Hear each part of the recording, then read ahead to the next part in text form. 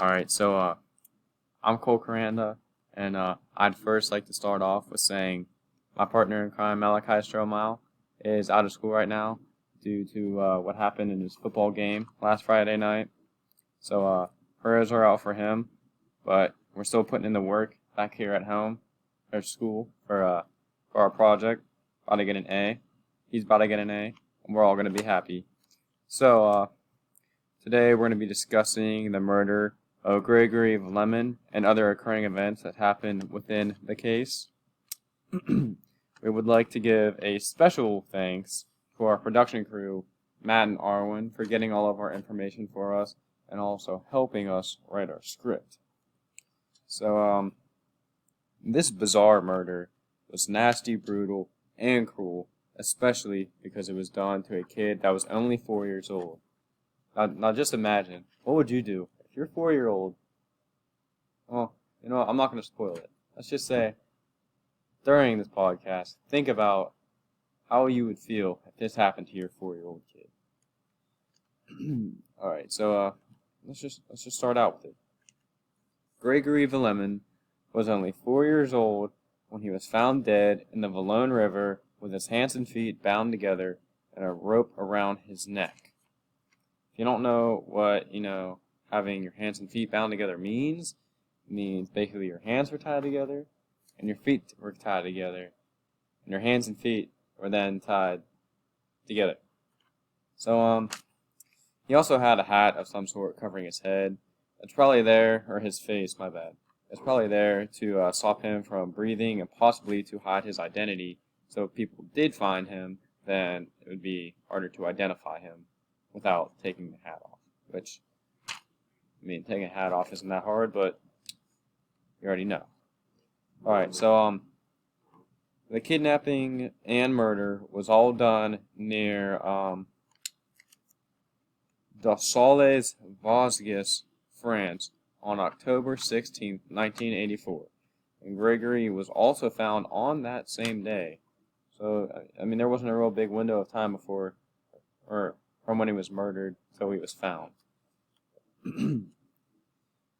So, on October 16, 1984, Christine Villemin reported Gregory missing. Christine is Gregory's mother, so, yeah. She last saw Gregory playing outside in the yard by himself. Later that day, at approximately 5:30, Gregory's Uncle Michael Villemin got a call from an anonymous caller telling him that Gregory was in the bottom of the Valone River. That seems kind of bizarre to me, but, it's just, I don't know, it's just a lot. And, let's see, yeah, alright. So, not too long after Michael got that anonymous call, they found Gregory's body at around 9, with his hands and feet bound together, like I said, at the bottom of the river. So, there was, 4.5 hours in between that time period when he was found. It's not a lot. It's not a lot of time. So, the police arrested Christine Villemin for the suspected murder of Gregory, which, that's kind of weird because she was the one that called reporting him missing. But, yeah. So, through all of this stress, she had a miscarriage between getting arrested and the stress and her son being dead. And she also went on a hunger strike because of the stress and of her miscarriage and the interrogation that she had down at the station. And because of her son being dead again. So, the charges ended up being dropped on February 2nd, 1993 due to the lack of evidence of the murder.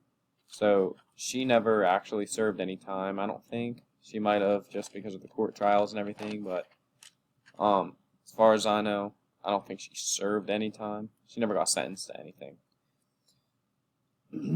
So, a cousin of a family member with the name of, I'm going to say LaRoche, something like that, was arrested but released also due to the lack of evidence. Gregory's dad, Jean Marie, suspected LaRoche, however you say it, to be a perpetrator.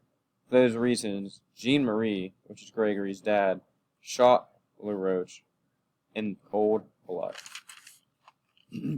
Also, in an interview, Jean Marie said that he would kill LaRoche, and he did. So that's also bizarre because that's their cousin. I don't know why you would shoot your cousin, and even if that was a killer anyways, you know, that's still not doing it any good by killing him. So for these actions, Jean Marie got sentenced 5 years in prison, but he did get released early due to his good behavior. We believe that he served just right around 4 years, maybe a little less, maybe a little more. We don't know exact, but the case was then closed for the lack of evidence and technology disadvantages. Back in those older days, they didn't have very good technology for DNA testing or anything. So they closed the case and they thought that was going to be the end of it. But on April 13th, 2000, the case was reopened because of the new technology for DNA testing. So every test that was made came back inconclusive because of all of the rushing water washed away the DNA. That's what they thought, even though he was only in the river for 4 or 5 hours. Maybe not even. That's what they claimed to say. That's why none of the tests came back conclusive. So the case was then closed again because of the inconclusive DNA testing. And then in 2014, the case was reopened again for clothing testing. And with little hope of the clothing testing, they all also came back inconclusive, which, yeah, I can see that one. But because of all of the inconclusive testing, the case was closed again. The case has been reopened and closed a handful of times, but we still have not identified the perpetrator at all. So let's move on to some just random info. The case is also widely known as "Killed by the Raven" because in multiple hate notes the letters were signed by the Raven. In those hate notes, the Raven also used poisonous ink to write all of the letters. There were also a lot of phone calls made to the Villemin family members. The anonymous caller was crowned the Raven by the media. There was also a movie made about the case on Netflix. I'm not sure what it was called. Maybe I don't know. I think it's Who Killed Gregory or something. I'm not sure, but go watch it. Just a weird fact, Gregory's grandmother died recently on April 19, 2020 due to the coronavirus at the age of 88. So, I mean, all the stress that she had too with her grandson being dead must have been tragic for her.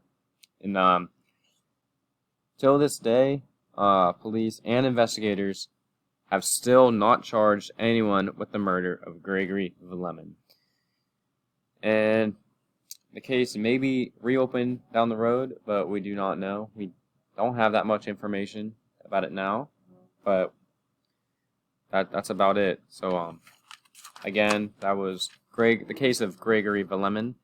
And also, I'd like to say one more time, let's give a special thanks to our producers and send Malachi some get well wishes. Thank you guys. Peace out.